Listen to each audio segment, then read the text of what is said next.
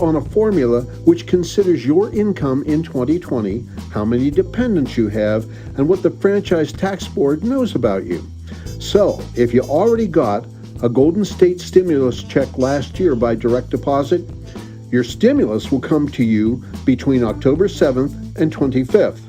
Everyone else will get their direct deposit between October 28th to November 14th, so long as their banking information. A very big important day is coming up for many Americans. Democrats and Republicans are finally coming together to propose new legislation. Several proposals have been proposed in Congress, and these new plans will provide low-income households with at least one bonus stimulus check. After nearly 100 consecutive days of falling gas prices, fuel costs have spiked in recent weeks, and this time, the price increase coincides with the lead up to the midterm elections, and the trend could determine which party gains control of Congress.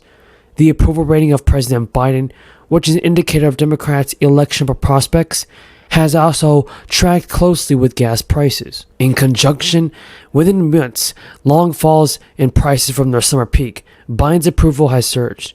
And since the increase in prices took hold 2 weeks ago, Joe Biden has risen 1.1 percentage points in approval ratings. Joe Biden also announced moves that aim to address the oil supply shortage behind the cost spike, including a scheduled release of millions of barrels of oil from the nation's strategic petroleum reserve. But the price of gas and the recent movement of that price varies dramatically across key midterm states.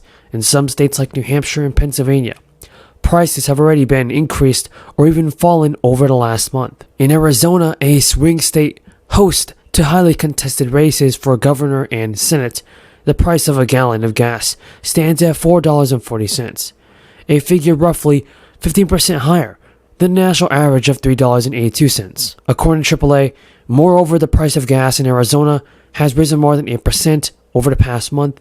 In Wisconsin, where a high-stakes Senate race could determine which party holds the chamber, the price of a gallon of gas stands at $3.67 a gallon. While that price falls below the national average, it reflects a recent surge of more than 5% over the past month. To address the gas prices, the Democratic candidate, the state lieutenant governor, says on his campaign that he would end government subsidies for oil and gas companies, which he claims have enabled high profits. And the state with the highest gas prices could determine which party remains in control of the House of Representatives.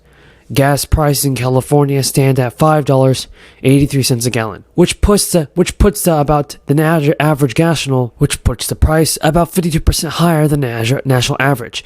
That price has spiked nearly 8% over the past month. In responding to these increases, various members of Congress introduced bills to send direct aid to families to bring down gas costs. Mike Thompson, John Lauren, and Layson Underwood all released a proposal, everybody, that would offer a $200 gas credit for $100 to qualifying households who live in areas where the average price of a gallon of gas is over $4. Representatives Larson said in a statement that the crisis is putting a strain on our economy, and I am proud to be working to introduce this legislation to provide middle-class Americans with monthly payments to ease the financial burden of this global crisis. And after the details of the proposal were made public, Joe Biden announced that the U.S. would move to have 1 million barrels of oil released from the nation's strategic reserves. The additional supply that has been flowing into the market has helped to bring down costs. Supply chain disruptions occurred. Crude oil prices have also started to increase once again. And the Stop Gas Price Gouging Tax and Rebate Act, introduced by Congressman Peter DeFazio, would implement a windfall profit tax on excessive corporate profits and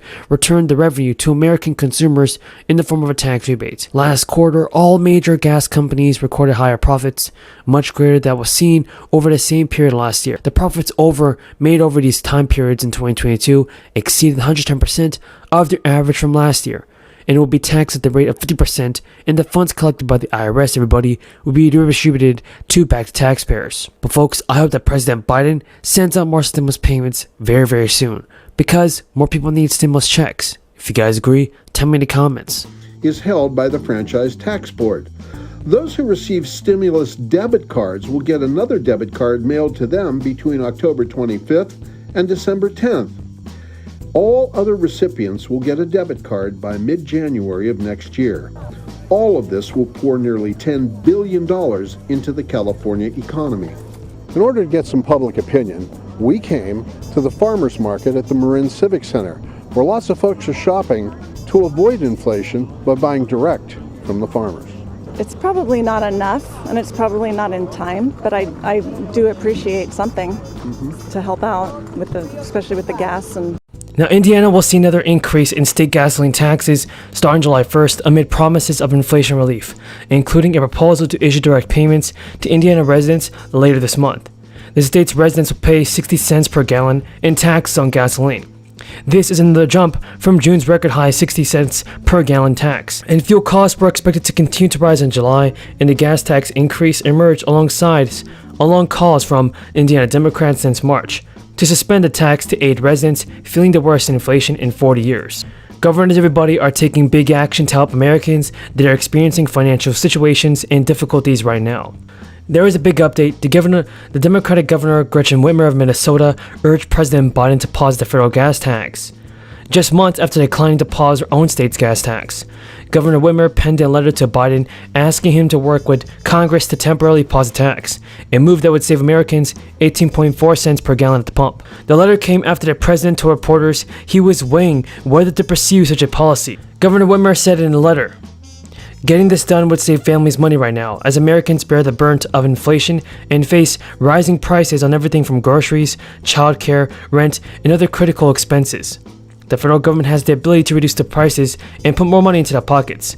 Getting this done will offer real relief without compromising the federal government's ability to make infrastructure investments." Now, Whitmer vetoed legislation in April that would have paused Michigan's 27 cents per gallon gas tax. The Michigan governor said at the time that the tax was important for funding infrastructure projects statewide.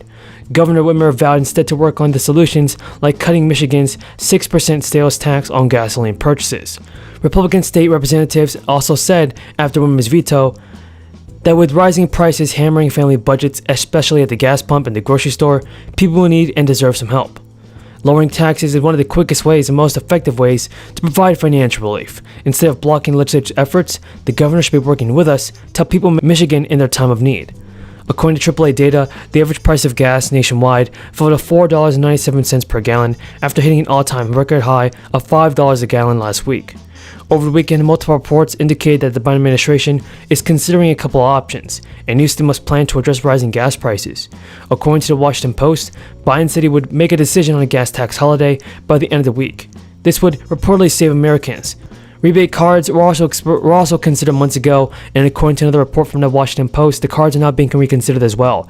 Due to gas tax holiday is likely, the U.S. chip shortage will probably make it hard to produce enough cards for everybody. The IRS says it is climbing out from the unprecedented stack of tax returns that piled up after the agency had to scale back its operations and close facilities